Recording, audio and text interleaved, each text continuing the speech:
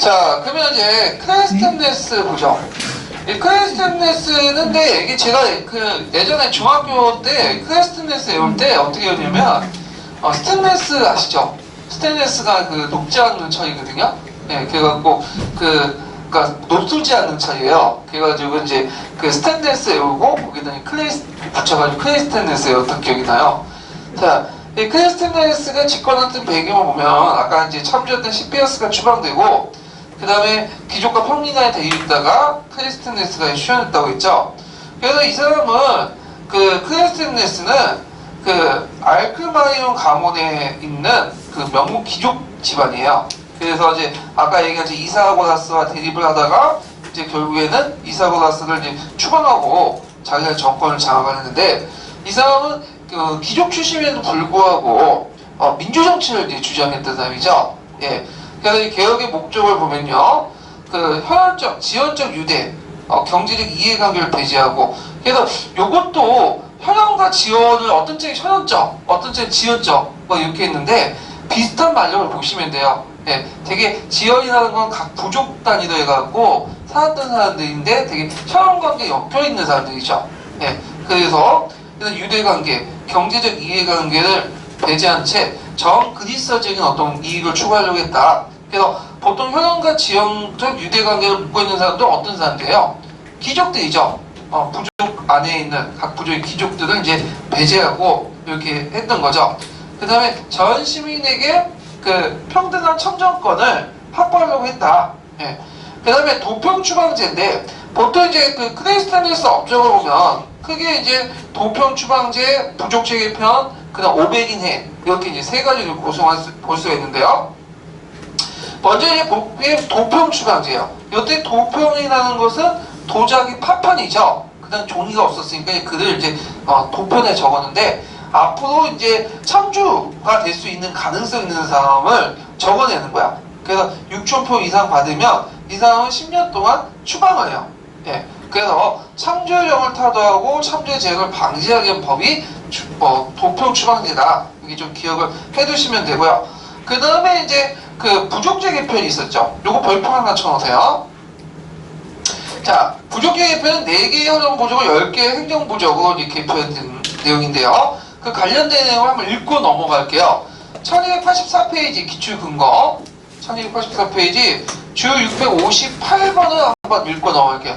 거기에 이제 줄침 부분만 읽으시면 될 것 같아요. 658번 줄침 부분을 읽고 넘어갈게요. 아티카 지방은 크게 중심지, 해안 및 내륙지대로 구분되는 바 중심시에서는 상공인 계통이 해안지대에서는 선원 내지 선박 관계자나 어부 그리고 내륙지대에서는 지주와 농민이 우세하였다. 아티카를 이러한 3개의 지역 집단으로 구분하고 각 집단 내의 행정부를 몇 개씩 묶어 10개의 중간 행정부로 조직한 다음 각 지역 집단으로부터 1개의 중간 행정부, 즉 3개의 중간 행정부로서 하나의 행정부족을 구성하였다. 그 결과 아테네는 10개의 행정부족으로 구성되었으며 그것은 종전의 혈연적, 지연적 특권을 완전히 배제하고 경제적 또는 직업적인 이해관계가 비교적 균등하게 혼합된 행정단위로서 아테네의 모든 정치적, 군사적 활동의 기반이 되었다. 예. 자, 그러면 이제 어떻게 이제 이들은 이제 했는지를 좀 풀어보고 정리를 해볼게요. 자, 478페이지 잠깐 넘어가 보세요. 자, 그 478페이지에 보면 그 방통대 교재의 표가 있더라고요. 그래서 제가 스캔을 했는데 보기 좋아요, 이렇게. 자, 4개 혈연 부족이 있죠? 그래서 4개 혈연 부족이 이제 아테네에 구성하는 그 부족들인데 예전에는 100명씩 뽑아서 400인회를 구성한다고 했어요. 이것을 해쳐모여. 그래서 짧게 데모스라는 민족 자치구를 만들어요. 그리고 이제 모든 시민들, 성인 남자들 거기에 등록을 시킨 다음에 이것을 헤쳐 모이는 거죠. 그래서 그때 이제 두세 개, 몇 개의 데모스는 이제 그 중간 행정국이라는데, 내륙 그 다음에 중심 도시구역, 해안지역, 이렇게 해갖고, 농촌, 도시구역, 해안지역 해갖고, 몇 개, 이게 내륙 지역에 뭐, 3-4개의 데모스, 중심 지역 뭐, 몇 개, 3-4개 데모스, 해안지역에 뭐, 3-4개 데모스 해갖고, 30개 중간 행정구를 만들어요. 그리고 거기에 중간 행정구에 각각 1개씩 뽑는 거야. 내륙 지역의 이제 그 중간 행정구, 도시 지역의 중간 행정구 해안 지역의 중간 행정을 또 하나 묶어갖고 한 개 행정 부족을 만들어요. 이 행정 부족을 이제 뭐라고 하냐면 트리포스라고 해요. 트리포스. 보통 트리포스 하면 노마 딱 생각나잖아요. 트리포스에. 그때 이 트리포스라는 건 현역적 부족이 아니에요. 행정적 부족이야. 그래서 행정적 부족이라는 걸 좀 기억을 해주세요. 그리스와 노마도 같이 사용하는데, 그래갖고 그러면 30개 부족을 이렇게 그 중간 행정 부족을 행정구역을 이렇게 묶어내면 10개 행정구역이 나오겠죠. 트리포스가. 그러면 10개 행정구역에서 몇 명씩 착출하냐면 50명씩 착출해. 그래서 500 이내를 구성하는 거죠. 그럼 어떤 효과를 이제 띠게 되냐면 4개 행정구역으로 구성된 400 이내는 누구의 발언권이 강하죠? 현안적, 지정적, 유대가 강한 귀족들의 발언이 되게 강하죠. 그래서 전 그리스적 아테네 전체 이익과 귀족 계급의 이익이 충돌할 경우에는 누구의 이익을 따르겠어요? 귀족 계급의 이익을 따르겠죠. 근데 10개 행정구역에서 착출된 50명은 일단 이들은 귀족이 아니야. 무작위로 이제 들어오니까 서로 관련 없는 사람들이죠. 그러다 보니까 이 사람들은 이제 논의할 때 귀족의 영향이 없는 상태에서 논의하다 보니까 어떻게 되겠죠? 전 그리스적인 어떤 아테네의 이익을 추구하는 방향으로 나가겠죠. 그래서 이 내용들 좀 기억을 해주시면 될 것 같아요. 그래서 이 부족제 개표를 통해서 그 당시 그 내부 갈등을 약화시키고 공동체 의식을 형성하고 500 이내를 구성해냈다. 그래서 이 500 이내는 행정적 성격이 강한데 아까 지명한 것처럼 데모스를 바탕으로 해서 구성돼서 종전의 400 이내보다는 좀 더 뭐냐면 정그리스적인 이득을 먼저 챙기는 그런 집행위원회다. 이렇게 조금 기억을 해두시면 되겠죠. 이 500 이내도 예전에 시험 문제 나왔던 거예요. 그래서 이렇게 해서 민주주의 정치 어떤 제도 기반을 마련했는데, 그래서 이걸 뭐라고 하냐면 데모크라시라고 해요. 클라시라는 것은 영어 정미사의 뭐죠? 정치적. 그러니까 데모라는 것은 앞에 그 뭐냐면 부족을 해체시키고 제일 말단 조직이 뭐죠?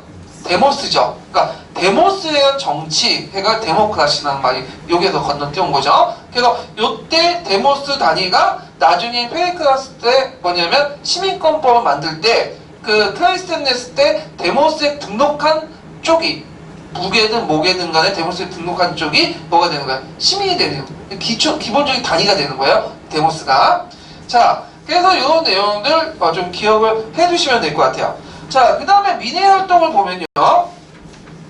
자, 20세 이상의 성인, 이거 하기 전에 잠깐 이 부분과 관련된 부분을 한번 또 읽고 넘어갈게요. 1283페이지에 500인과 관련된 부분들, 네, 주 653번을 볼게요.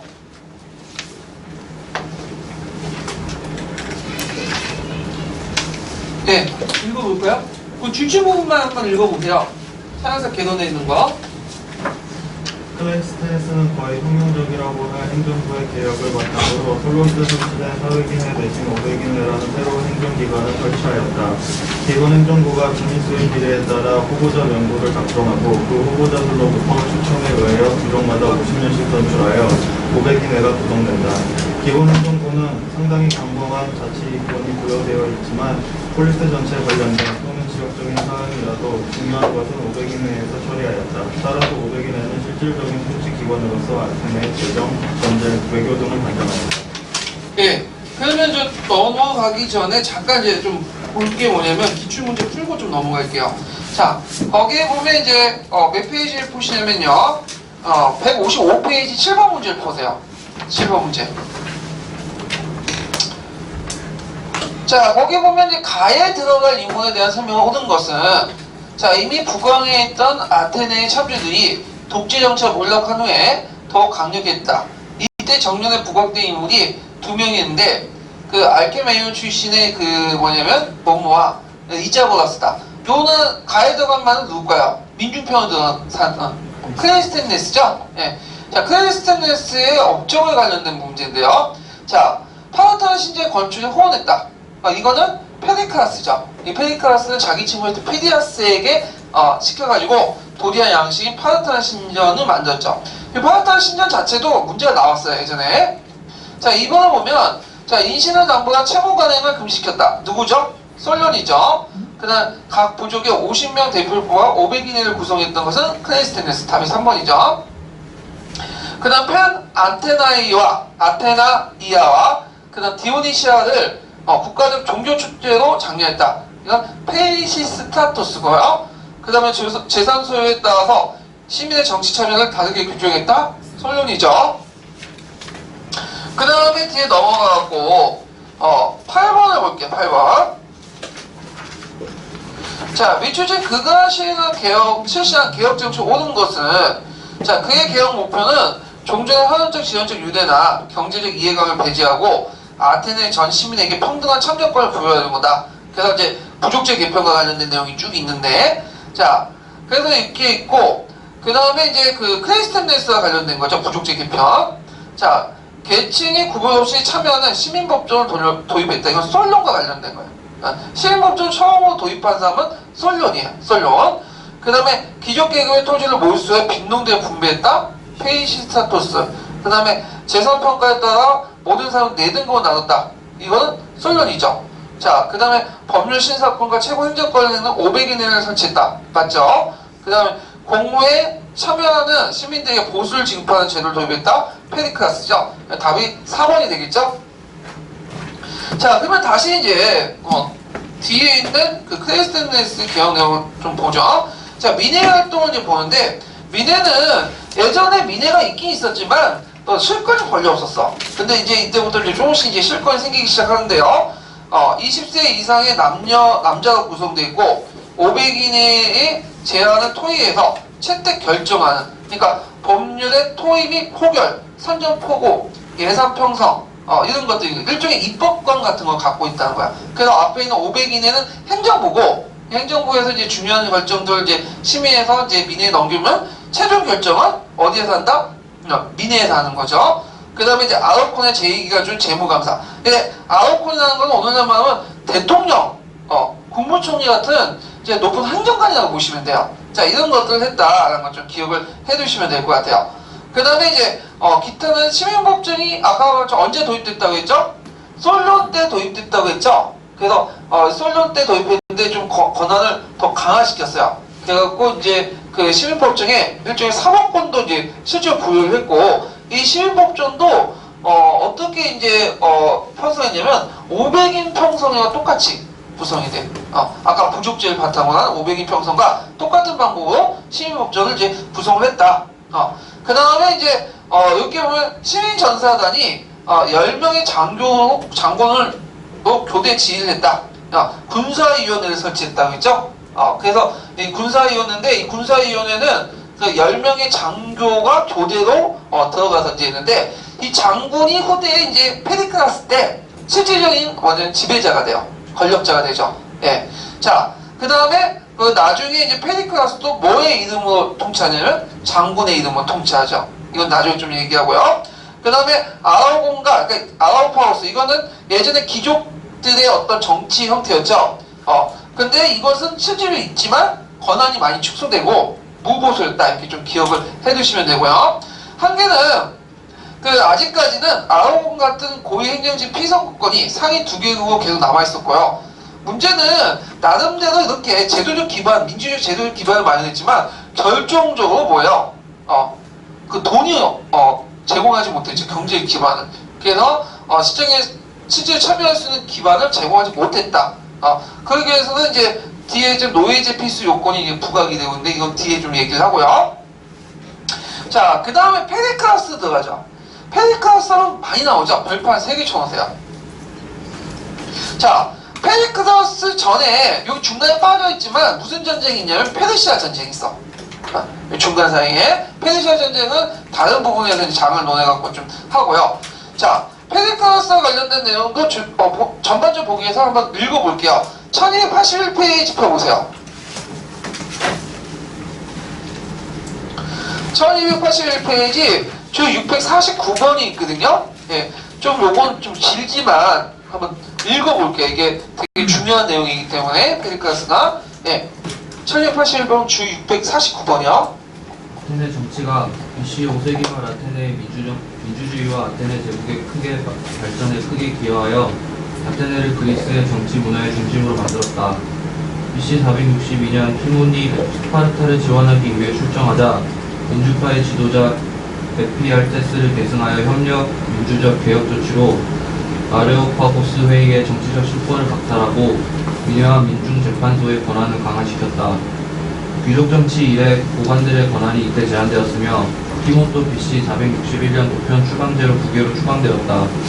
페리클라스는 민중재판소 심판인에 대한 일단 지급을 도입하고 아르콘의 추인 자격을 시민 제3급으로 확대하는 등 민주정치를 펴고 안스파르타 반 페르시아의 노선으로 이면 전쟁을 수행하였다. 중심시 아테네와 외항 페이라이에우스를 연결하는 성을 완성시키고 BC 454년 이집트를 지원하는 아테네 해군이 괴멸하자 델로스 동맹의 근거를 아테네로 옮겨 아테네가 델로스 동맹의 중심이 되었다. BC 451년 아테네 시민권을 양친 모두 아테네인인 자에 제한한 시민권법을 성립시켰다. BC 449년 카리아스의 화약으로 페르시아 아테네 간의 강화가 성립되자 곧 전 그리스 회의의 소집을 각 나라에 요청했지만 실현되지 못하였다. BC 446년 에우보이아 반란에 대하여는 엄중히 대처하고 그 직후 현상 유지를 꾀하여 스파르타와 30년 화약을 체결하였다. 정적 투피디데스를 BC 443년 도평 추방제로 부계로 추방시킨 뒤 계속 장군직에 선출되어 1인 독재 지배를 실현하였다. BC 440년 파르테논을 비롯한 대토목 공사가 추진되면서 국내외에서 많은 학자 예술가 등이 모여 페리클레스의 황금시대를 이루었다. 그러나 BC 433년 포르필라의 내분에 개입하여 코린토와의 대립이 심화되고 이듬해에는 메가라 결의에 의해 인접국가의 통상활동에 타격을 입힘으로써 방목을 닫고 이후 BC 431년 펠로폰네소스 전쟁이 일어났다. 해군을 주력으로 싸운 페리클레스는 다음해 질병으로 죽었다.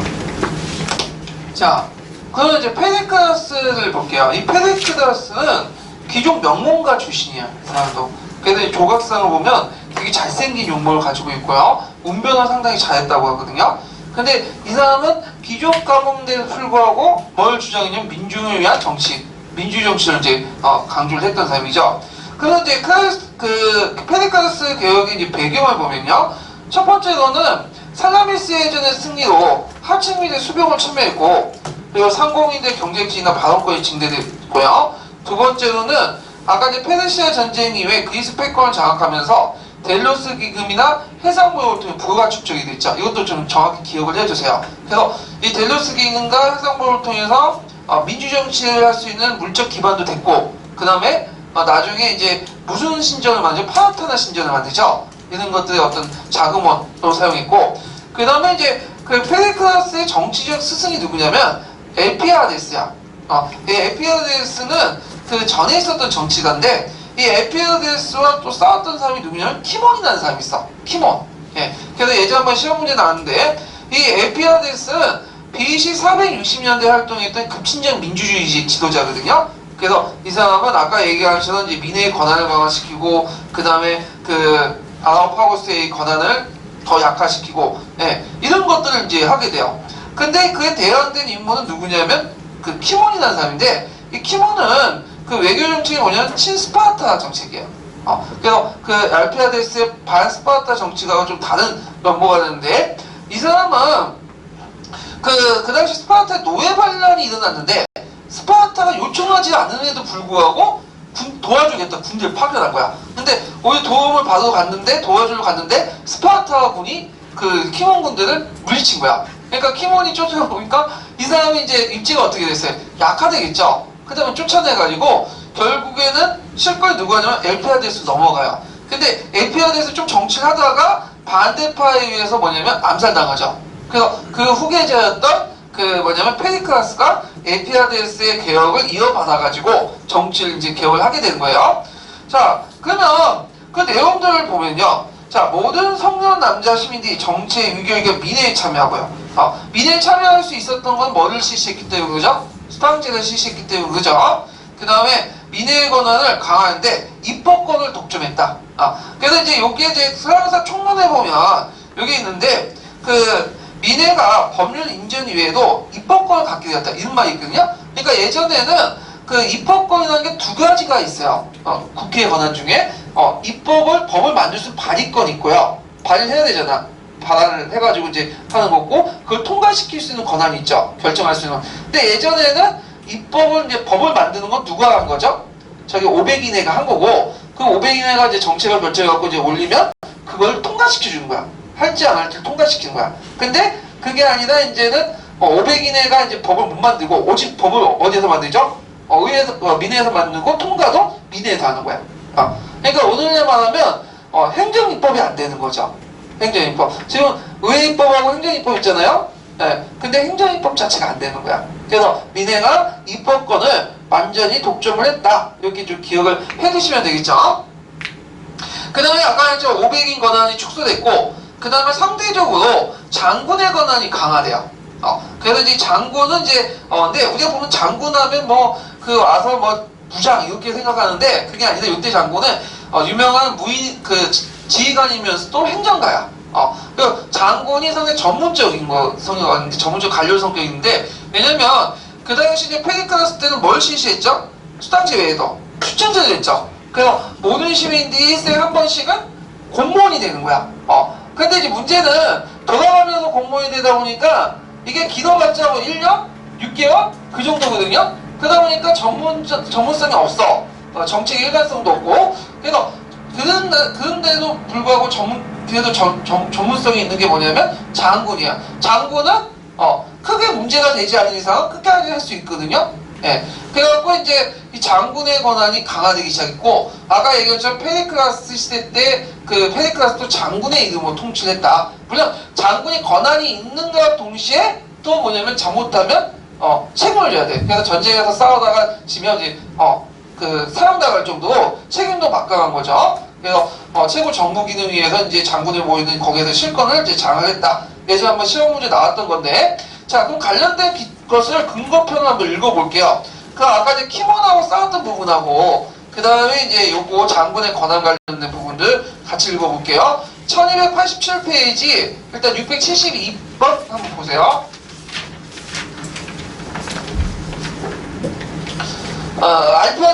에피아데스가 관련되는 거죠. 사라사 개론에 672번 한번 읽어볼게요. 키몬하고 플레이스테네스에 의하여 기초가 마련된 아테네의 민주정책은 페르시아 전쟁 후 한층 더 발전하게 되었다. 그 첫 시도로 기원전 462년에 급진적인 민주주의자였던 에피알테스는 귀족 정치의 잔재인 아레오파고스 회의의 권한을 대폭 축소하여 실질적으로 유명무실하게 만들어버렸다. 그는 다음 해에 원인 모르게 살해되고 그 뒤를 이어 아테네의 지도자가 된 영문 출신의 페리클레스 시대의 민주정치가 완성되었다. 네, 키몬도요. 키몬은 페르시아 전쟁 때 중요한 역할을 했으며 보수주의적이고 스파르타와 우호 관계를 유지하는 정책을 펴서 페리클레스와 의견 대립을 빚었다. 그가 거둔 가장 큰 군사적 승리는 BC 465년 팜필리아 지방의 에우리메돈 강 어귀에서 페니키아인으로 구성된 페르시아 함대를 격파한 것이다. 예.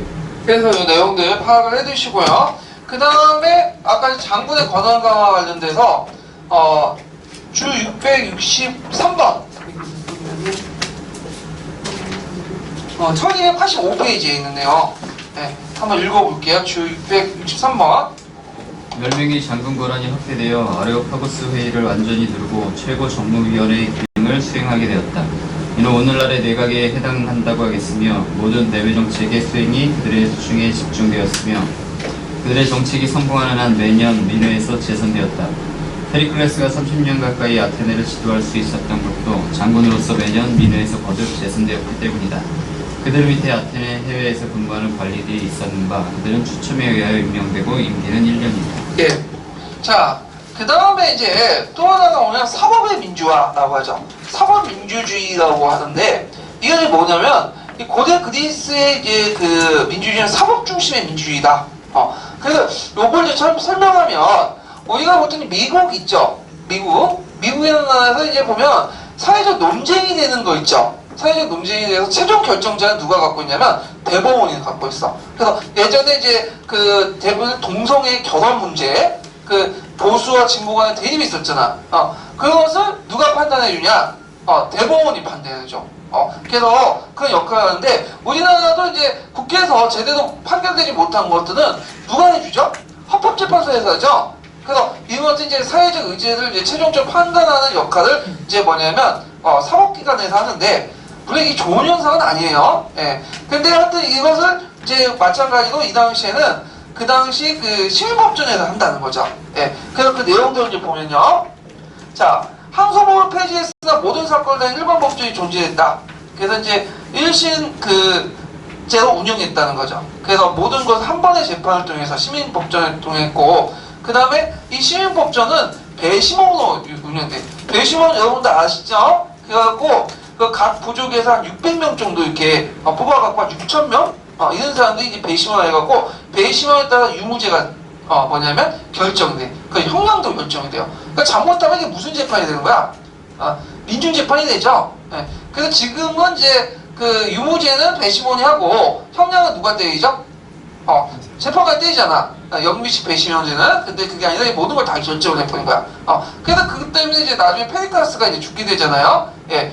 자, 하여튼 이런 시민법정으로서 아테네 민주주의의 핵심이고, 이 사람들은 이제 감사 기능도 있고 입법을 통제할 수 있는 권한도 있어요. 그 재무관계나 공무원 그 다음에 탄핵 권리도 있고, 그 다음에 법률에 이게 마음에 안 든다면 법 집행도 뭐냐면 중지시켜버린 거야. 그러니까 막강한 권한을 갖고 있죠. 그럼 오늘날만은 헌법재판소의 권한과 그 다음에 국회의 권한 일부와 그 다음에 또 대법원이나 사법기관의 권한도 다 갖고 있는 거야. 그래서 막강한 권한을 가지고 있다. 그래서 그 종전의 그 시민법정보다 더 많은 권한을 가지고 있다는 걸 좀 기억을 해주시면 될 것 같아요. 자, 그 다음에 여기에 보면 이제 관례 추천제. 그 다음에 이제 그래서 아테네 시민들 한 번씩 뭐냐면 1년이나 6개월 정도 먼저 돌아가면서 그 관리가 될 수 있고요. 수당제 예전에는 시험 문제 나왔죠. 그래서 그 빈민의 정치 참여 보장하기 위해서 이제 했고, 그 다음에 임기제, 추천받고 임기해갖고 1년 단위로 6개월 단위로 해서 직접 민주주의 정치를 강화시켜 나갔다. 이렇게 좀 기억을 해두시면 돼요. 자, 그래서 보통 이 노마하고 비교해 볼 수 있는데, 근데 노마도 평민들 정치 참여가 강했죠. 근데 노마 같은 경우에는 추천제나 임기제가 아니야. 뭐죠? 이 사람들은 능력 있는 사람들인데 되게 무보수돼요. 무보수하기 때문에 당연히 누가 하겠어? 귀족들이나 평민들도 돈 있는 사람이에요. 부연 평민들. 그래서 형식적으로는 민주정치지만 실제로는 직접 민주정치가 아니라 간접 민주정치고 주로 원로원들 중심의 민주정치죠. 이건 나중에 좀 얘기할게요. 자, 그 다음에 시민권법을 제정했죠. 요거 별표 쳐놓으셔야 되겠죠. 예전에 시험문제 나왔으니까. 자, 양부모가 아테네인 경우에만 자식이 시민권을 얻을 수 있다. 시민자격을 되게 폐쇄적으로 규정해서 시민단 규모를 축소했는데, 이거는 노마와 다른 모습을 띠고 있는 거죠. 근데 이제 어떤 분이 그런다고, 그러면 양궁은 모계와 부계가 있잖아. 어머니와 아버지죠. 그 어머니는 시민권이 있냐? 여자는 그 당시에 투표권이 없었잖아요. 근데 시민권이라는 게 꼭 투표권만 있는 건 아니죠. 다양한 권한도 있었잖아. 그러니까 예전에 저희 미국에서 여자들이 투표권이 없을 때 여자들은 시민이 아니었어요? 시민의 권리가 없었어? 그게 아니죠. 투표권이나 정치 참여 없어도 시민의 권리를 누릴 수 있는 거 아니에요? 이런 거 이제 연결시켜서 보시면 될 것 같아요. 그 다음에 토목 사업인데, 이 토목 사업은 이제 그 아테네 재건 사업인데, 이건 좀 설명하자면 페르시아 전쟁, 특히 제3차 페르시아 전쟁 때 이때 이제 싸우는 과정에서 살라미스해전을 하는 과정에서 아테네를 비워버린 거야. 그래서 잠시 아테네 도시가 누가 점령했냐면 그 페르시아군이 점령하고 있었어요. 그래서 그때 막 약탈도 있었고 막 공공 건축물들이 막 방화도 있어갖고 많은 것들이 이제 불탔어. 그래서 이거 아테네 재건 사업을 이제 해야 되는데, 재건 사업을 하려면 일단 돈이 필요하죠. 막다 토목공사를 하려니까. 근데 이 돈을 어떻게 마련했냐? 아까 얘기한 것처럼 해상 제국, 해상 정책, 그러니까 제국주의 정책. 그 다음에 이제 그 해상 교육을 통해서, 그 다음에 또 아니면 델로스 기금을 통해서 마련했죠. 그래서 그때 이제 만들었던 신전이 아테네 여신상을 모시는 파르테논 신전이죠. 그래서 자기 그 친구였던 건축가나 조각가인 피디아스에게 시켜가지고 만들었다. 그래서 파르테논 신전 예전에 시험 문제 나왔죠. 이 부분은 뒤에 좀 더 얘기를 할게요. 자, 그러면 한계가 있어요. 한계가 뭐냐면, 일단 외국인 여성 노예는 정치 참여에 금지되어 있다는 거. 특히 이제 그 민주정치 한계는 그 중에 보면 노예죠. 그래서 그 당시 일반 평민들, 빈민들이 정치활동한 이는 누가예요? 노예가 하잖아. 그래서 노예의 희생을 통해서 형성된 민주정치야. 그리고 그것은 그 돈은 어디에 나온 거죠? 그 아테네가 제국지화 되면서 뭐냐면 남들로부터 다른 도시 국가 뺏어가지고 하는 거죠. 예, 그런 것들 이제 한계도 나올 수가 있죠. 자, 하여튼 외국인, 여성, 노예의 정치 참여를 금지한 소수 그 시민단을 중심한 정치 체제였다. 이렇게 좀 기억을 해주시면 돼요. 특히 이제 외국인이라는 것은 말한 것처럼 오늘날 외국인의 개념이 아니에요. 뭐냐면 조금이라도 선조 때 외국인 피만 섞이면 뭐가 되는 거야? 외국인이 돼버린 거야. 외국인이. 그거는 뭐와 배교할 수 있죠? 노마가 되어 있어요. 노마는 이 시민권을 절저하게 이용을 해갖고 노마를 확장시키는데 이용을 하죠. 근데 그걸 못했다는 거죠. 아테는. 예. 자, 그래서 이런 것들을 이제 좀 기억을 해두시면 될 것 같아요. 자, 그러면 관련된 이제 기출 문제를 볼게요. 페리클라스와 관련된 내용. 자, 보면 일단 9번 문제 볼게요. 9번.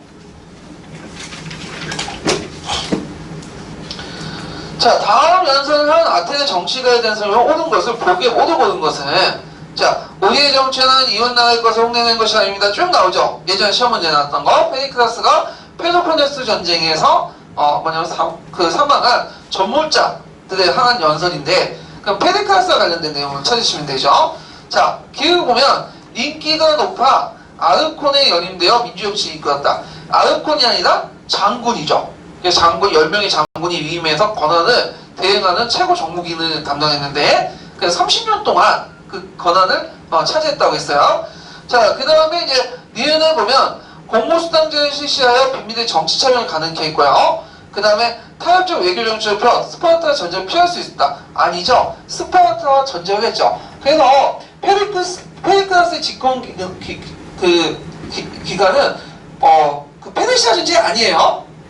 페르시아 전쟁이 아니에요. 밀티아데스 때고 그게 아니라 어디냐면 스파르타와 펠로폰네스 전쟁 초반기 때 관련돼. 그래서 그걸 하다가 초반기 때 그 당시 페스트에 의해서 어떻게 돼요? 병사하잖아 이 사람이. 예. 그리고 이제 앞에 이제 자신의 정치적 스승이었던 그 누구인 알피아데스는 반페르시아 인물이죠. 아니 반페르시아 그 스파르타 인물이죠. 예. 그래서 요거와 이제 관련되어서 좀 기억을 해주시면 되고요.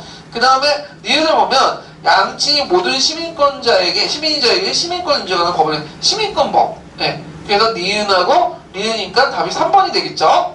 자, 뒤에 넘어가고요. 파란탈신이니까 파란탈신전 나중에 얘기하고 뒤에 넘어가서 10번 말고 뒤에 11번 문제 볼게요. 11번. 자, 기획과 니은에 대한 설명 옳은 것은 자, 기교가문 출신이었다. 그는 소련시대 아나사고라스 그 디몬 제논 등으로부터 교환을 받았는데 이는 교육이 혼난 정치가 장군 운병가가 되는 기초가 되었다. 타고난 운병가 고하고 대중의 마음을 사주라 아테네 지도자가 된 그가 신현을 기운 업종 가운데 신전의 건축이었다. 그가 주도한 세운 이 신전은 피디아스의 지휘 감독으로 완성되었다. 요거는 이제 그 페르시아 그 누구죠? 페리클라스죠. 자, 1번을 보면 자, 기억 스파르타 평화적 관계를 주장하면서 알피아데스가 대비했다. 아니죠. 스파르타 평화적 관계를 주장한 것은 누구죠? 키몬이죠. 그러니까 키몬 대입 때 알피아데스 그 다음에 그 페리클라스가 한편에 대해서 싸운 거죠. 기억은 메가의 전투에 승리한 아테네가 사가미스를 획득하는 데 기여했다. 이거는 누구예요? 페이시스타토스예요. 그 다음에 니은을 보면 이 신전은 아테네 영광을 가지기 위해서 하얀 코린도식 양식이 아니라 도리아 양식이요. 예전에 한번 시험 문제 나왔던 건데 또 나왔던 거죠. 그 다음에 니은은 지붕의 내부 구조물이 17세기 트로코 공격을 받고 대부분 파괴되었다. 요거는 이제 뭐냐면 좀 설명 필요한데 17세기 때 트로코인들이 여기에 이제 뭐냐면 기지를 삼아갖고 베네치아인들과 싸웠어. 그래서 이제 그때 베네치아인들이 공격을 받아가지고 폭발이 난 거야. 그때 이제 트로코인들이 그 안에 뭘 하냐면 하약을 이제 저장했는데 거기 때마치 맞아가지고 폭발된 거야. 그래갖고 지붕이 날아가 버렸죠. 예, 거꾸로 설명한 거고. 예. 그래서 이제 지금은 지붕이 없는 상태도 있었지만 예전엔 지붕이 있었다. 그리고 또 한 가지 설명하면 파란탄 신전은 오늘 백색, 하얀색 대리석 건물이잖아요. 근데 실제 그때 당시에는 채색 건물이었어요.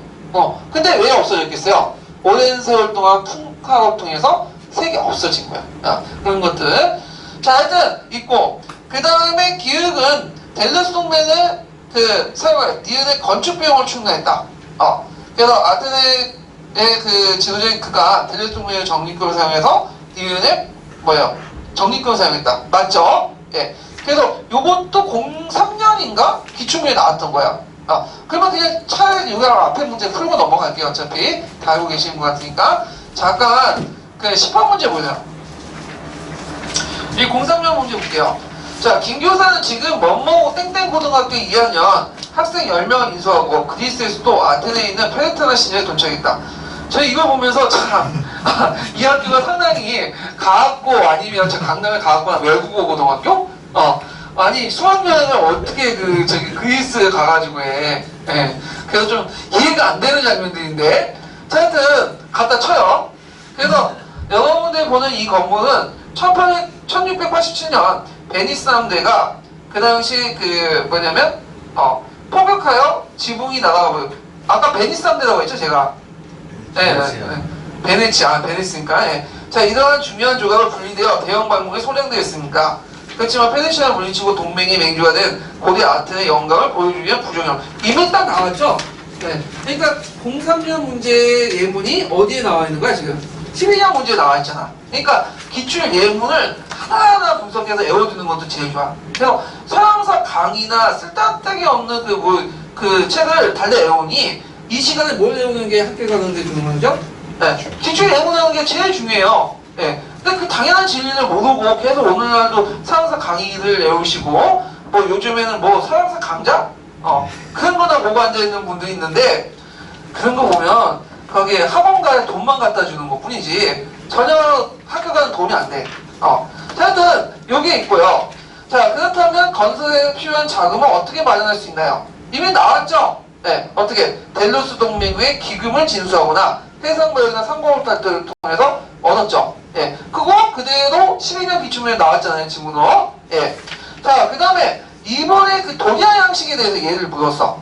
이 건물 어떤 부분을 보고 답을 알 수 있나요? 어느 부분이죠? 이거는 주관식인데 불구하고 객관식이죠. 예, 특이하게 기은, 니은, 디귿, 니은인데 어딜까요? 도리아 양식은 나중에 얘기했던 주두 부분, 기둥의 머리 부분이 달라요. 단순하죠? 제가 초창기 양식이니까 디귿이죠. 예. 그래서 요걸 제가 시험 볼 때 03년 문제 때 틀렸어.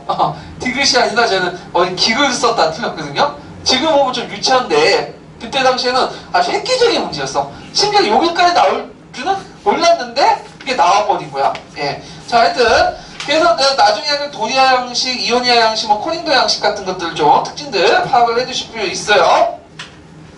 자, 그 다음 다시 이제 앞으로 돌아와서 146페이지 보세요. 12번 문제. 예. 146페이지, 158페이지 12번 문제 보면, 문제 보는 거예요, 지금 문제. 네, 2편. 다음 글을 읽고, 물음에 답하시오. 읽고죠. 읽고가 아니라, 예. 좀 수정해 주시고, 오타라. 자, 그리스와 로마는 모든 도시국가가 출발했으나, 그리스는 로마와 달리 통일국가를 이루지 못하였다. 그리고 그리스의 대표인 폴리스인 아테네에서 민주정치에 발달했으나 스파르타에서는 소수 시민의 지배체제를 유지하기 위해서 독특한 생활 양식이 발달했다.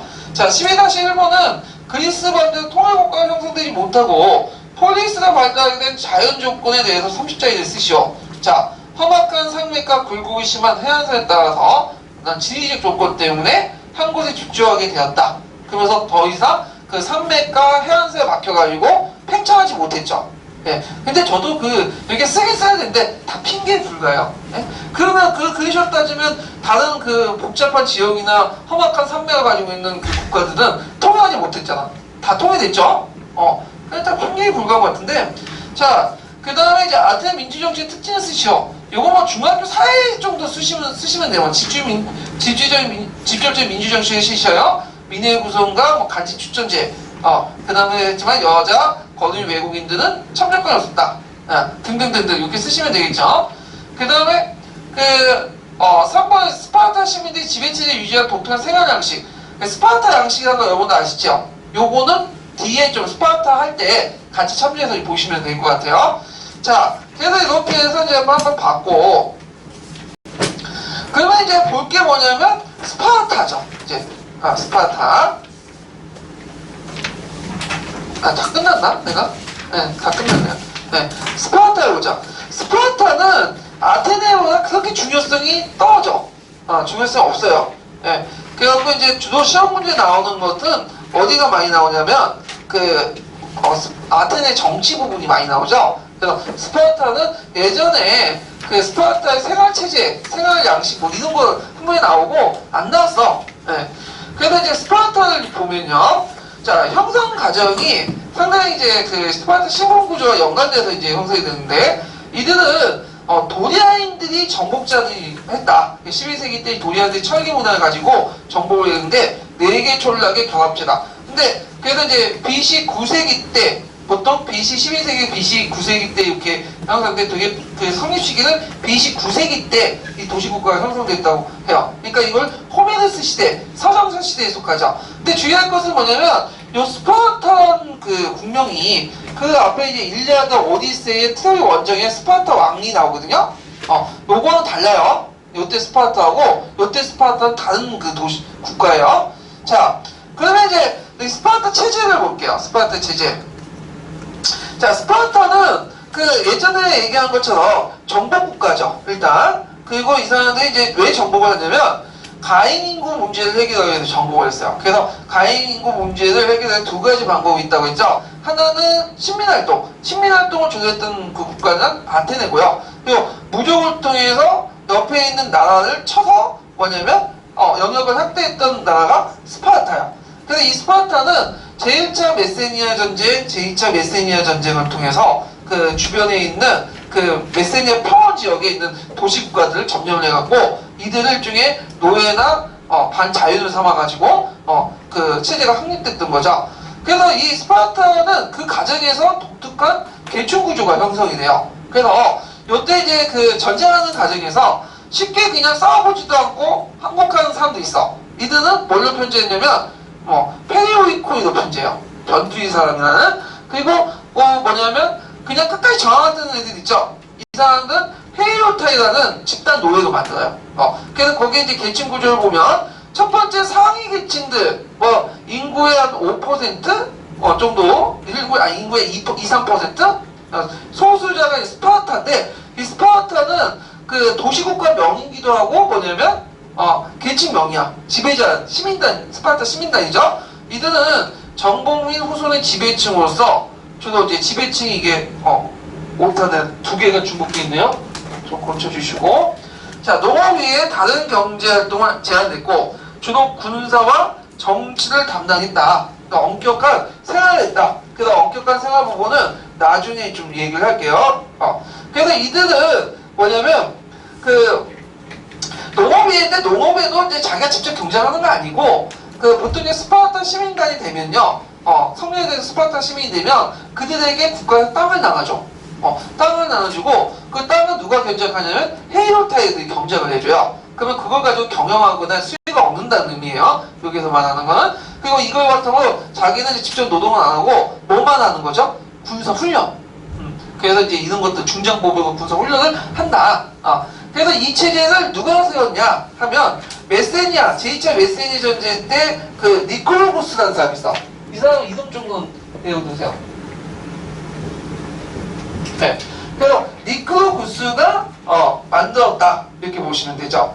그래서 이때 이제 제2차 메세니아 전쟁을 거치면서 귀족들과 평민들의 대립을 일어났는데, 이때 이제 귀족들의 이제 평민들의 요구를 나름대로 수용해서 그 당시 귀족들 동의하에 니콜로스라는 사람이, 입법자라는 사람이 이제 이 체제를 만들었어. 그래서 이때 뺏은 땅들을 시민이 동등하게 나눠갖고 그래서 같은 지배층이 이름으로 포섭을 시키는 거야.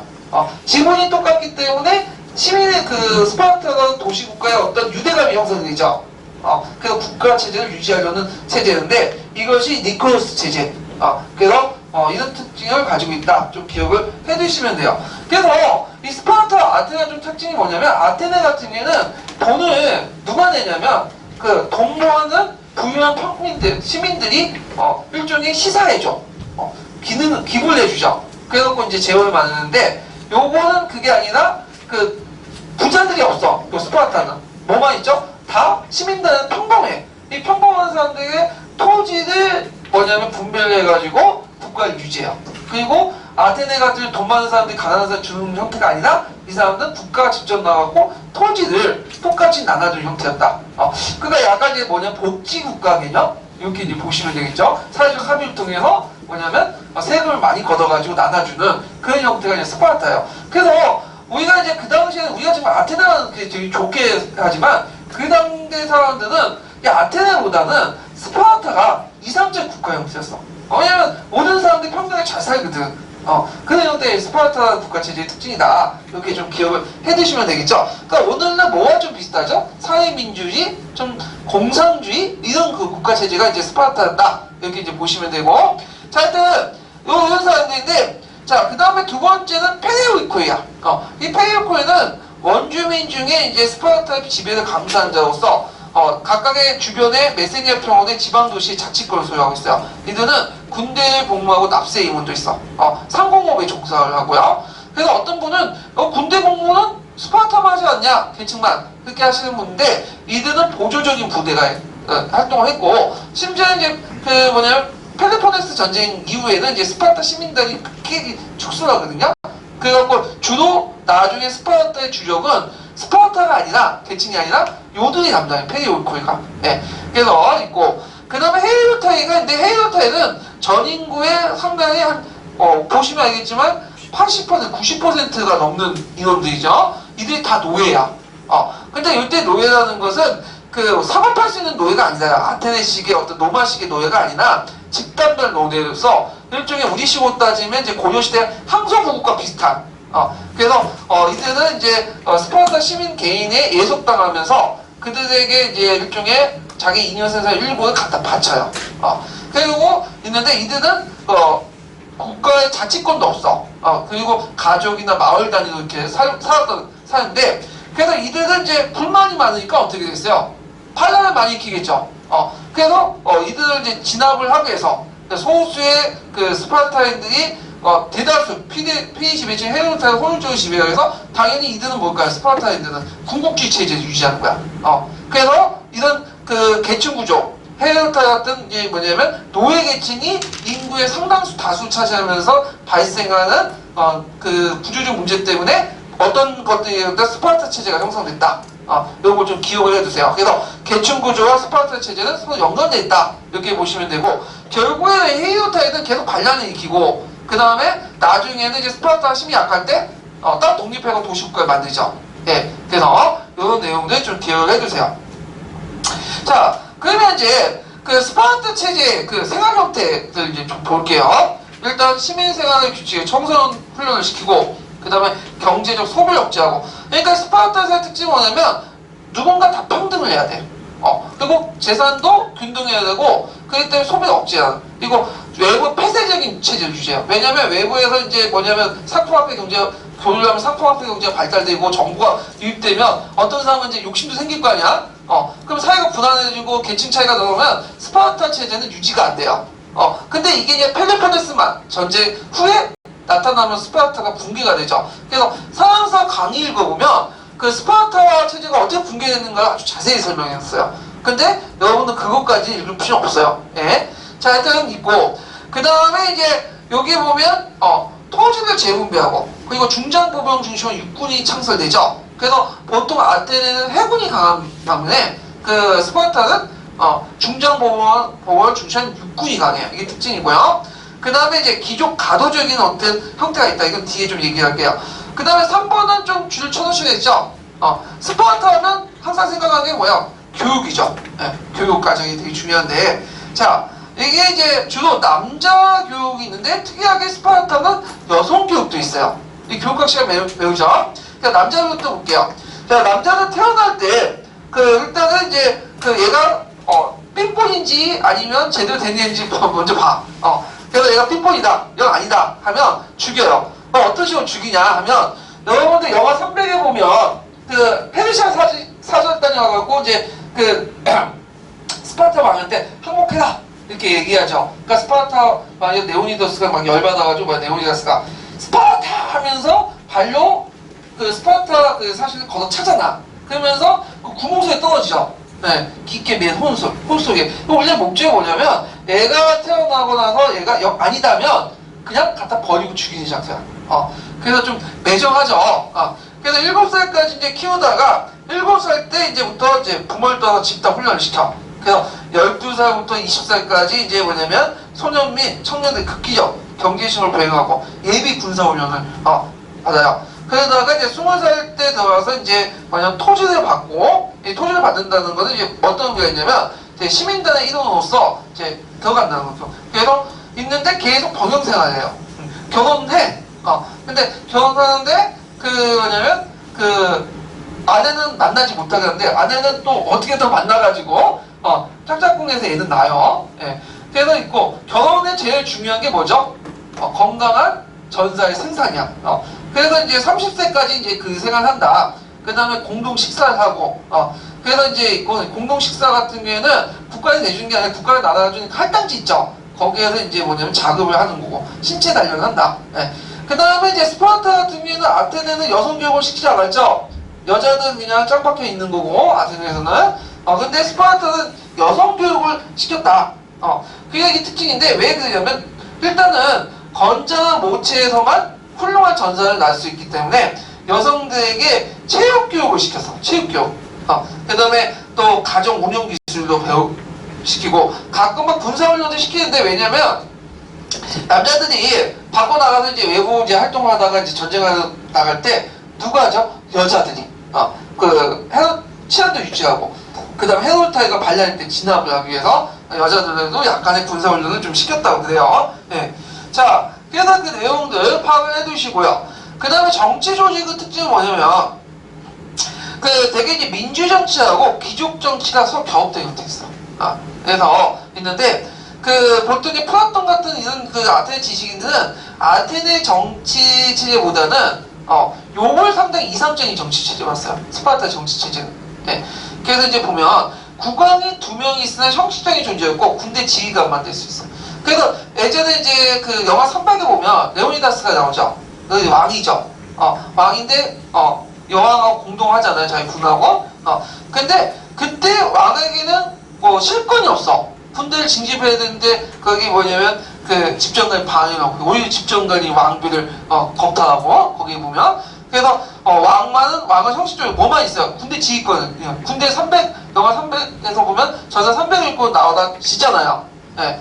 그래서 이런 것들인데 하여튼 그런 것도 있고 민회는 성년 남자들이 시민에 참여하고 중장 보복을 갖출 수 있는 사람들이 참여하는 거고 국정의 어떤 심의, 법원의 의결, 공직자 최종 결정권을 보유하고 있다. 그래서 중무장 보병으로 재력이 있는 30세 이상의 남자 시민들이 참여해요. 예.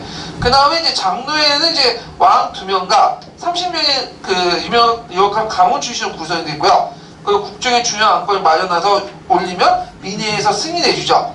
그 다음에 실질적인 실권은 뭐가 갖고 있냐면 에폴라 집정관이 갖고 있어요. 그래서 이들이 이제 국정의 실권을 정하고요. 보통 1년 임기도 5명이 있고, 그 다음에 왕에 포함한 강직자의 행위를 감독 감시하고 스파르타의 특유의 생활 양식 등을 준수했는가를 보는 거죠. 그래갖고 이 사람들이 실질적으로 실권을 가지고 있다. 그래서 국왕이나 그 다음에 장로회 이런 것들은 이제 뭐냐면 귀족적인 왕정을 반영하고 민회나 뭐 집정관 같은 경우에는 이제 공화정 형태죠. 네. 그래서 두 가지 형태가 이제 같이 결합된 형태였다. 이런 것도 좀 기억을 해두시면 될 것 같아요. 그 밑에 이제 아테네하고 스파르타의 비교가 있어요. 한번 각자 보시고요. 자, 그 다음에 뒤에 넘어가고 페르시아 전쟁을 넘어갈게요. 페르시아 전쟁과 펠로폰네스 전쟁. 예전에 한번 시험 문제 나왔던 것이 페르시아 전쟁이었죠. 페르시아 전쟁 배경을 써라. 문제 나왔잖아요. 자, 원인과 배경을 보죠. 자, 이 페르시아 전쟁은 일단 기본적으로 몇 세기 때 일어난 전쟁이죠? 5세기 때, BC 5세기 때 일어난 전쟁인데 그때 이제 그 중동 패권을 나왔던 나라가 누구냐면 아케메네스조 페르시아예요. 그래서 이 아케메네스 페르시아는 그때 이제 그 중동에 4개 국가가 분열돼 있었죠. 아시아가 망한 다음에 그래갖고 이제 그때 그 신바벨로니아, 이집트, 그 다음 메디아 점령하고 마지막 어디 점령하냐면 소아시아 반도에 있었던 리디아를 점령해요. 근데 이 소아시아 반도의 연안에 이오니아인들이 이제 그리스인 중에 이오니아인들이 도시국가를 만들죠. 그리스계 식민도시들이 좀 있었어. 그런데 이 그리스 식민도시들을 압박하려고 그걸 통해서 압박하니까 뭐야 반란을 일으키죠. 근데 이제 반란을 일으키고 이제 힘을 붙이니까 누구한테 도움을 요청해요? 스파르타하고 아테네한테 도움을 요청했는데 스파르타 거절했어요. 근데 아테네는 해군을 파견하잖아요. 그래서 그것 때문에 이걸 빈민을 갖고 전쟁이 일어나요. 이건 직접적 원인이고 배경은 뭘까요? 지중해 패권을 둘러쌌다는 싸움이죠. 왜냐면 그 당시에 이제 그 아케네 페르시아는 누굴 지원하고 있었냐면 페니키아를 지원하고 있었어. 이 페니키아하고 그 당시 아테네가 그 당시 그 동부 지중해 패권을 둘러싸고 그 해양 무역의 패권을 둘러싸 대립을 하고 있었는데 이걸 이제 페니키아를 지원하면서 누구하고 대립하게 되는 거야? 아테네가 지금. 그래서 페니키아와 페르시아가 한 편을 먹고 그 다음에 그 아테네가 뭐냐면 또 해갖고 싸움이 일어난 거죠. 그래서 동부 지중해 어떤 무역 패권을 둘러싸고 싸움. 그래서 두 가지 측면을 보시면 되겠죠. 자, 그래갖고 이제 전쟁 경과를 이제 볼게요. 전쟁 경과를 보기 전에 잠깐 그 1287페이지 그 줄 673원 한번 보고 넘어갈게요. 원인과 관련된 거. 자, 요거는 이제 좀 중요한 부분이니까 그 금성교과서에 있는 내용하고 그 다음에 뒤에 페르시아 전쟁에 갖고 이제 교학사에 있는 관련된 내용을 한번 읽어볼게요. 페르시아 전쟁의 배경. 기원전 5세기 초 서아시아를 통일한 아케메네스 왕조 페르시아가 지중해로 세력을 확대하고 아나톨리아의 그리스 시민도시를 압박하면서 그리스 페르시아 전쟁을 발발하였다. 세 차례에 걸친 전쟁에서 그리스 세계는 아테네와 스파르타를 중심으로 단결하여 페르시아군을 물리쳤다.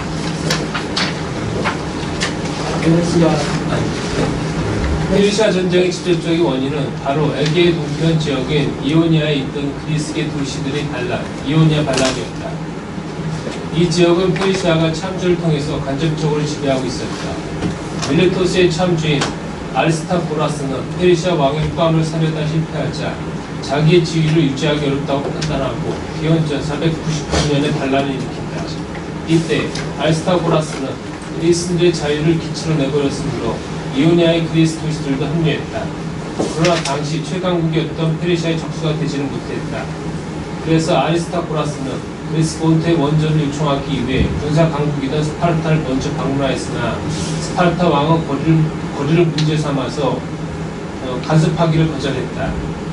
아리스타고라스는 교환하는 중에 아테네를 방문하여 미네에서 설명을 했는데 아테네 시민들은 열렬히 호응하고 군선 20척을 보낸다. 하지만 원정은 기대했던 성과를 거두지 못하고 드디어 페르시아 측의 비위를 거스려 페르시아 전쟁이 일어나는 결과를 낳고만다. 예. 자, 그래서 이런 것들을 보고요. 그 다음에 이제 전쟁 결과를 보면 페르시아하고 이제 그 아테네를 중심한 이제 그리스 동맹이 세 번에 걸쳐서 전쟁을 했어요. 1차, 2차, 3차. 그래서 1차하고 2차는 이제 주도했던 사람은 다리우스 1세고요. 그 다음에 3차는 이제 다리우스 1세가 죽고 그를 계승한 크세스 1세가 이제 주도를 했거든요. 자, 1차는 다리우스 대왕이 이제 회군을 이끌고 이제 뭐냐면 가다가 폭풍으로 인해서 실제로는 전쟁이 일어나지 않아. 그래서 다시 물러나고 실제 전투는 이제 2차 페르시아 전쟁이죠. 자, 페르시아 전쟁과 관련돼갖고 제가 이제 기출 근거편에 1288페이지에서 1289페이지까지 90페이지까지 쭉 있거든요. 보면서 이제 제 설명 들으세요. 자, 제1차 이제 그 침입 이제 본격기인데 이때 이제 아테네 북방에 있는 마라톤 평원에 이제 페르시아 군대가 상륙을 하죠. 그래서 이제 밀티아데스의 지휘 아래에서 그 아테네 중장보병인 밀집대가 페르시아군을 격파를 해요. 그때 이제 이 중장보병 밀집대, 그러니까 파랑크스제에 활동했던 그 중장보병은 달리는 중장보병이야. 이 달리는 중장보병 왜 이런 명칭을 붙였냐면 보통 중장보병들은 무거운 철갑 그 갑옷을 입죠. 예. 근데 그러니까 기동력이 어떻게 될까요? 떨어져.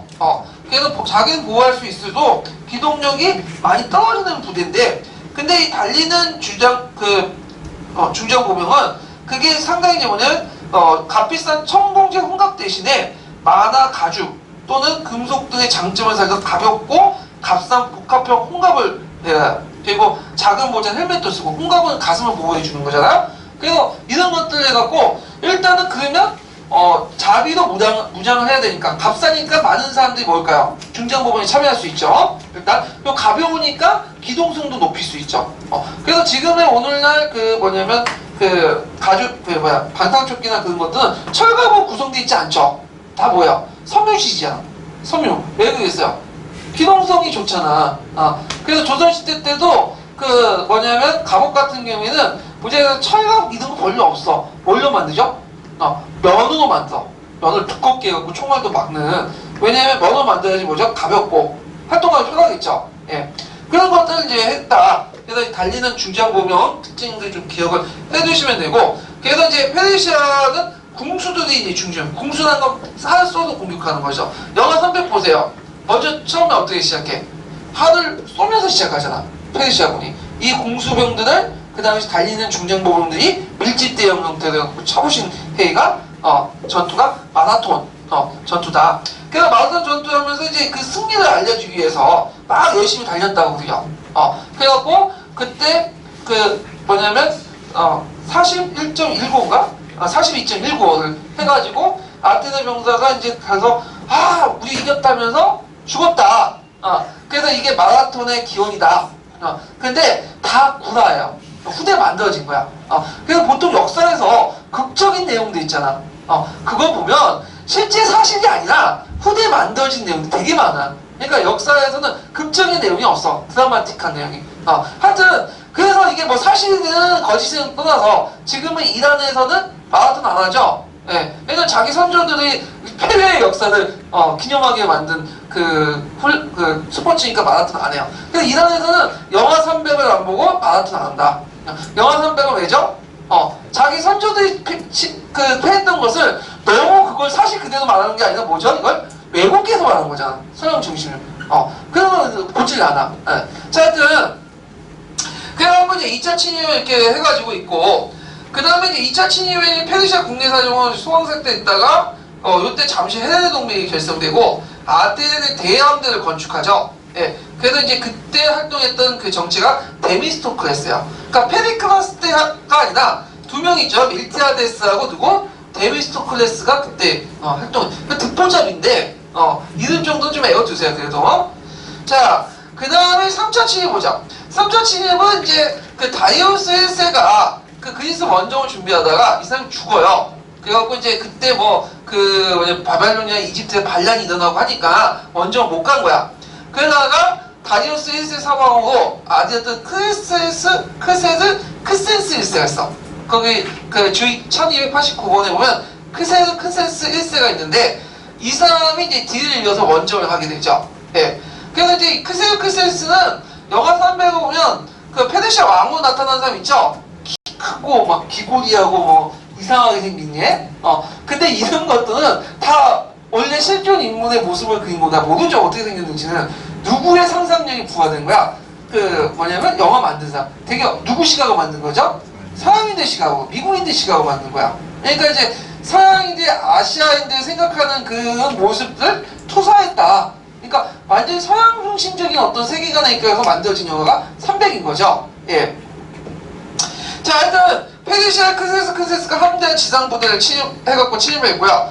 6전에서는 그 테르모필레 전투에서 패하죠. 그래서 그 영하 300이 소재가 됐던 전투가 이 테르모필레 전투예요. 그래서 레오니다스가 전사 300을 꾸고 그 테르모필레 헛곡에 기다려서 이제 막 싸우고 있는데 헛곡에 그는 도저히 많은 군대가 들어갈 수도 없는 거야. 그러니까 적은 병력을 가지고 많은 수를 막을 수 있는 곳인데 어떤 한 명이 그걸 알려주죠. 그래서 영화에서 누가? 곱사동이가. 그러니까 자기가 이제 스파르타 군에 들어가려니까 거절당하니까 앙심을 품고 그 뭐냐면 그 크세스한테 그걸 알려주는 건데 하여튼 그거는 이제 영화적 그 설정이고 그래서 알려줘서 뒤에서 호방을 공격당해서 죽었다.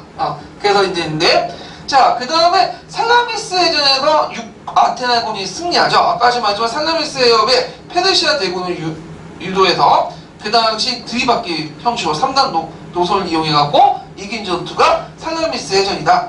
그 다음에 이제 또 그리스 연합군이 육지를 또 이겨요. 이게 뭐냐면 플라타이아 전투야. 플라타이아 전투에서 그리스 연합군이 승리하게 되고, 그 다음에 또 한 번 에게에서 이제 사모스에서 페르시아 함대가 격파되죠. 그런 내용도 좀 기억을 해두시고, 요때 페르시아 전쟁 때 아테네가 파괴되죠. 그래서 이제 페리클라스 때 뭘 하는 거죠? 아테네 재건 사업을 하게 되고요. 이렇게 연결시켜서 이제 보시면 돼요. 자, 그러면 이제 그 페르시아 전쟁 결과 의의를 볼게요. 결과를 보면 일단은 이제 앞으로 페르시아 재침을 막기 위해서 강력한 해군력이 필요하다. 그래서 해군력을 양성시키는 돈이 필요하죠. 그래서 델리오스 동맹을 만들어요. 그래서 델리오스 동맹에서 돈을 각출해서 델리오스 기금을 만드는데, 원래는 델리오스 섬에 예치했는데 이게 뭐 해적이 많아가지고 더 이상 유지할 수 없다 해가지고 델리오스 기금을 아테네로 가지고 오죠. 그래서 물론 그 일본 중에 이제 함대를 만들고 했지만 또 일본은 이용을 해. 다른 쪽으로 이제 쓰게 되고, 그리고 아테네 그리스 패권을 장악하고 제국주의 정책을 이제 펼치게 되죠. 그래서 이제 아테네가 이제 델리오스 기금을 많이 거두면 델리오스 동맹 도시 국가들 반반이 일어나잖아요. 그러면 반반한 도시를 공격해갖고 뭐냐면 멸망을 시키고 파괴시켜. 그리고 여자는 노예로 갖다 팔고 어린이들은 남자는 다 죽이고, 그런 정책을 하다 보니까 당연히 그리스 폴리스들이 어떻게 반반이 일어날 수밖에 없고, 이것이 나중에 스파르타를 중심으로 펠레포네스 동맹과 그 다음에 아테네 델리오스 동맹이 전쟁하는 페르시아 전쟁의 배경이 되었다. 이렇게 좀 기억을 해두시면 돼요. 자, 그러면 페르시아 전쟁의 의의는 뭐냐? 일단 동방 전제주의에 대한 폴리스 시민적 자유의 승리. 그러니까 서양의 민주주의에 대해서 동양의 서양의 민주주의가 동양의 전제주의를 이겼다. 이건데 이것도 좀 문제가 있죠. 이거 완전히 첫장이 누구의 입장이에요? 유럽사의 입장이잖아. 왜냐면 그 당시에 민주주의라는 게 꼭 그게 발전된 정치 형태가 아니고, 그런 것들은 이제 폴리스 형태의 민주주의 정치는 동양에도 보여. 왜냐면 국가 초기 단계는 다 부족의 합의를 통해서 결정하는 민주주의 정치죠. 근데 그리고 오히려 그 당시에는 대제국을 건설하기 위해서는 민주주의가 아니라 뭐죠? 전제주의가 효율적이야. 그래서 우리가 알렉산더라든지 그 다음 로마 이제 제조로 넘어가는 배경이 뭐냐, 이 종전의 공화국 민주정치 가지고 더 이상 대제국을 통치하기 힘드니까 그런 거 아니야. 근데 그럼에도 불구하고 이걸 마치 현대적 시각을 바탕으로 해갖고 했다. 이건 좀 문제가 있고, 페르시아가 이 전쟁에 졌음에도 불구하고 페르시아는 100년 동안 잘 나갔어요. 왜냐면 페르시아는 그 막강 국력을 가지고 있었잖아. 근데 오히려 아테네가 못한 게 뭐냐면 그리스 연합군들, 그리스가 혼란에 빠졌죠. 특히 나중에는 스파르타나 그런 왕들이 페르시아의 그 이간질에 빠져가지고 다른 날 치고 스파르타 왕이 와가지고 이제 페르시아 대왕한테 막 어디도 숙이고 그래요. 근데 이런 것도 절대 안 나와. 지금 빠졌죠? 이건 다 누구에 의해서 만들어진 세계사기 때문에, 유럽 중시의 세계사기 때문에 그런 거겠죠? 자, 하여튼 뭐 그런 시험 문제 안 나오니까 우리 유럽 중시의 세계사에 메모를 낼 필요는 있어요. 합격은 해야 되니까. 자, 그래서 이렇게 해서 이제 결과 의의도 있고, 그 다음 페르시아 전쟁 이후에 이제 아테네 같은 경우에는 이제 아까 얘기한 것처럼 상당히 민주정치에 필요한 자금을 마련해서 경제적 발달, 패권을 장악했고, 그 다음에 아테네 중심에서 이제 구신전이 형성돼서 해군이 확장되고요. 그 다음 델로스 동맹이 형성돼서 이걸 바탕으로 해서 이제 폴리스 재건과 파르테논 신전을 만들어주고 사회경제의 발전이고 아테네 민주정치가 발전됐다. 아까 이제 했던 얘기들 이렇게 정리를 해놨고요. 그러면 1288페이지 잠깐 펴보세요. 자, 1288페이지에 보면 잠깐만, 이게 1288페이지 아니라 660 여기 있네요. 그 1286페이지 그 666번을 보고 넘어갈게요.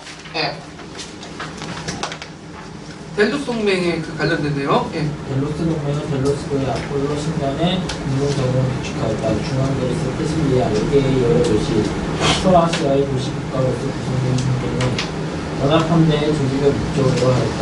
나중에 델로스 동맹 자금은 아테네로 옮겼으나 이 자금을 아테네 해군 강압이 전국적으로 강력한 해상 지역의 행성에 사용함으로써 아테네는 지중해 무역의 중심이 되었다. 아테네의 국내 상공업의 발달은 크게 나았고 간해공업과 농업을 붙는 노예 노동력의 힘도 크게 발전하였다. 아테네는 외항 피라이우스를 축조하고 성벽을 다시 쌓아 올렸다. 문화는 번영하여 이른바 페리클레스 시대가 시행되었다. 파르테는, 헤세온 등 신전이 건축하고 제우스 상이 아테네 상이 주었고 아이스클로스나 슈퍼클러스는 기자까지만. 자, 그래서 이제 이렇게였고요. 그 다음에 펠로폰네소스 전쟁을 해볼게요.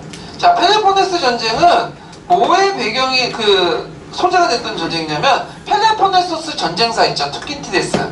네, 그 전쟁이 됐던 것이 이제 있는데 일단은 이제 1290페이지 주 676번을 밀고 넘어갈게요. 이거 너무 많네요.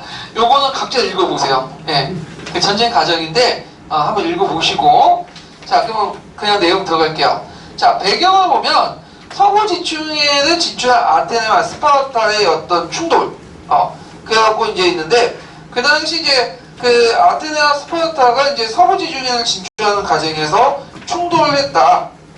그래갖고 이 내용들 기억을 해두시면 되고요. 자, 그 다음에 두 번째로는 코린the협의 지배권 및 이탈리아 시치아 무역권 이거 연결시켜서 이제 보시면 되겠죠. 그래서 해상 무역 장악 목적 때문에 있었다.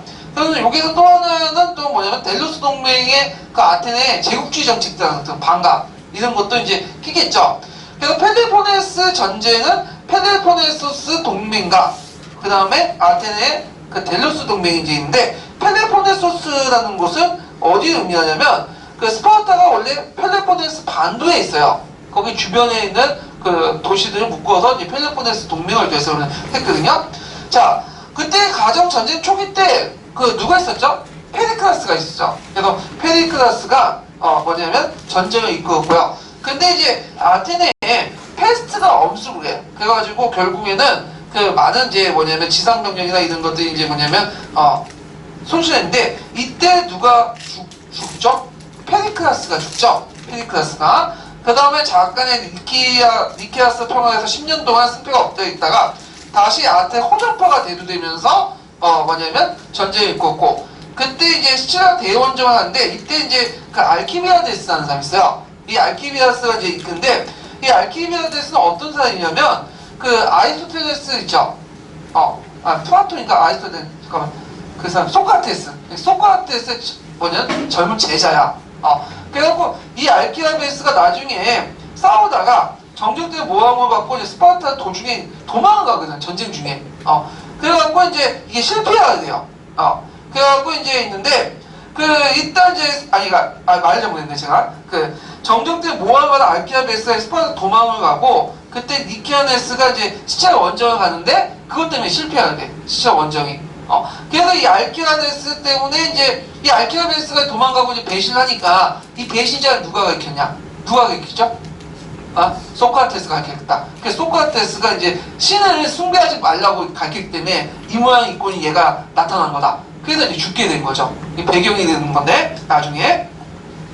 자, 하여튼 이런 과정에서 이제 있고 그 다음에 이제 시차 원정 후에 이제 뭐냐면 가독반 400인을 구성했지만 민주파가 다시 했다가 스파르타 싸웠다가 아이고 스포타모이 전투에서 아테네가 패배해요. 아이고 스포타모이 외우죠. 아이고 스포타모이 외우기 쉽죠. 그래서 이제 이 전투로 인해서 해전인데 이 아테네한테 섬멸당해요. 그래갖고 결국에는 스파르타에 종속받고 스파르타에 의한 계례 정부가 이제 세워졌다가 다시 스파르타한테 분리되고 이제 독립해 나가죠. 예. 그래서 있는데 결과는 정치의 통일 가능성이 불가능했다. 그리고 이제 그 전쟁 중에 펠로폰네소 전쟁 중에 민주 정치의 뭐냐면 잘못된 형태가 뭐죠? 주무 정치죠. 그래서 이 데마고고들이라는 그 민중 성동가라는 그래서 펠로폰네소 전쟁이 크게 패한 이유가 뭐냐면 이 데마고고이기 때문에 이 사람들은 민중들이 원하는 그 민중 영합주의 정책을 때 민중들이 인기를 걸어서 정권을 장악할 수는 있어도 전쟁을 효율적으로 나라의 국가를 효율적으로 통치하는 방법을 몰라요. 그러다 보니까 이제 전쟁 중에 조금이라도 말을 안 듣는 사람들 보면 델로스 동맹 말을 안 듣는다면 도시국가에 가서 안전히 깡그리 몰살을 시켜. 그러다 보니까 다른 도시국가들 반발을 불러일으키고 그런 것도 있고 그 다음에 아까 얘기한 것처럼 스파르타가 잠시 패권을 장악해요. 근데 스파르타의 문제점은 뭐냐면 얘네들은 싸움은 잘하는데 뭐가 없어? 어디가 없어? 통치 기술이 없는 거야. 그러니까 단기적으로 무력을 점령할 수 있어도 장기적으로 제국을 아테네 같이 제국주의 정책을 펼쳐갖고 이제 뭐냐면 좀 통일적인 어떤 정책을 할 수가 없는 거야. 그러다 보니까 스파르타 패권은 곧바로 상실되고 누구한테 넘어가죠? 테베로 넘어가다. 테베도 국보가 상실되죠. 그래서 아테네, 스파르타, 테베의 삼각구도가 형성될 때 이때 이제 누가 쳐들어온 거야? 북쪽에 있는 마케도니아, 필리포스가 이제 쳐들어오면서 무릎을 꿇게 된 거죠. 예. 그래서 이런 내용들 좀 기억을 해두시면 될 것 같아요. 그래서 이 펠로폰네스 전쟁에 대한 과정들이 보면 이제 사마사게돈이나 뭐 그 총론에 많이 설명했는데 그냥 넘어가시면 될 것 같아요. 이런 가장 쓰라고 하는 문제는 안 나올 것 같거든요. 제 생각에는. 자, 그 다음에 그리스 문화인데요. 이 그리스 문화는 좀 쉬었다가 할게요.